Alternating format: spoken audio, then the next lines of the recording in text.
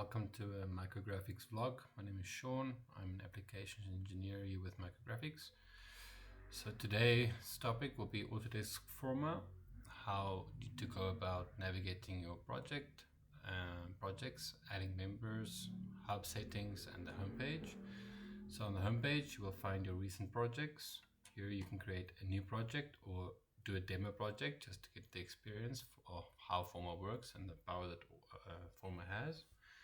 On the right hand side, you will have the YouTube channel, community forum, Forma blog, and the help center. You also have additional help functions here.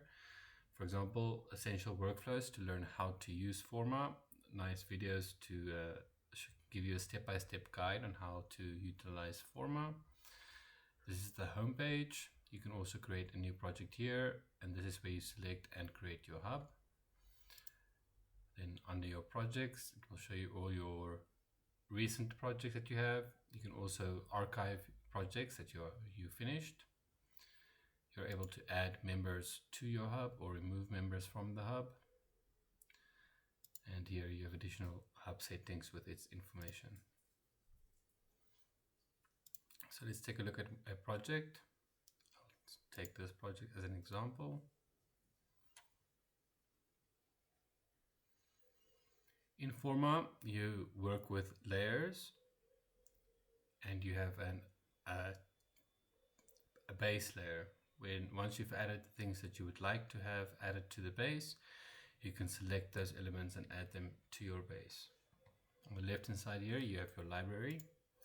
This is where you can order data such as street maps or buildings. You have geographical information, Esri maps for elevation data, road maps, flat terrains, and so forth. You can also import data for 3D objects. You have OBJ or IFC file formats, 2D vector or raster images, and you can drop and drag them in here with a maximum of 100 megabytes. Once you've ordered your data or imported them, they will populate here. You can select and place those elements. You also have additional extensions that you can add. When you add additional extensions on the App Store, you will find the ones that are compatible with Forma currently, such as adding parking for Dynamo, Rhino, Revit. TestFit is parking for terrain parking, outside parking. You also have a parking calculator for internal parking as part of a commercial building. Here you have all your drawing tools for buildings, vegetation, your site or zone limits, roads and railroads, volumes, surfaces, and just generic lines. You have a 3D sketch mode where you can draw in 3D and extrude those elements. You have a measuring tool and a labeling tool, and then your extensions once you've added them.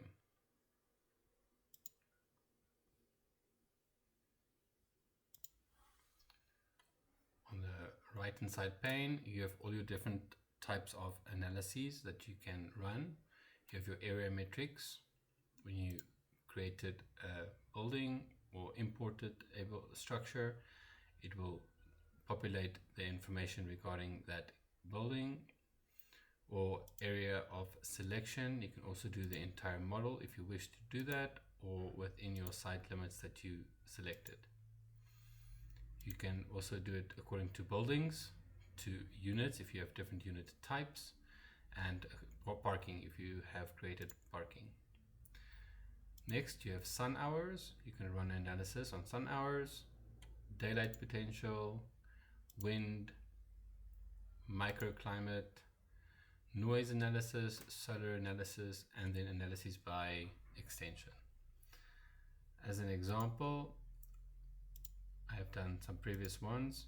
I can show you an example of an analysis. Once you have run an analysis, there's an inspection tool to see how much light potential there is on the facades of the building, and according to the information given here, you can make some design changes and alter it for the optimum use of daylight potential, sunlight hours.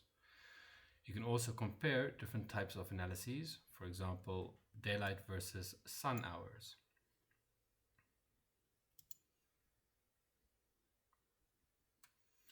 You can also see the date and time when you run the analysis. You can select for what day of the year and at what time interval.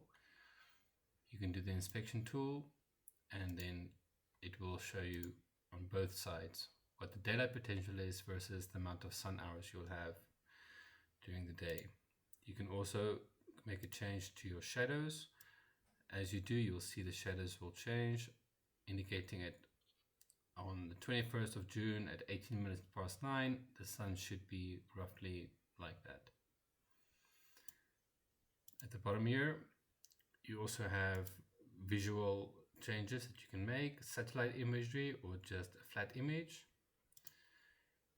And then you can also save camera positions if you're happy with this look, or if you have preset camera positions, you can go and navigate it like that. Once you're happy with your look and you decided this is the view you would like to present to your client, you can make a screen capture of this image.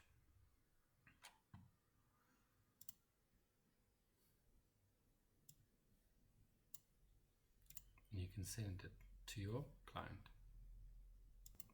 I hope you found this informative. Please reach out to us here at Micrographics if you have questions or if we can help in any way. Thank you and goodbye.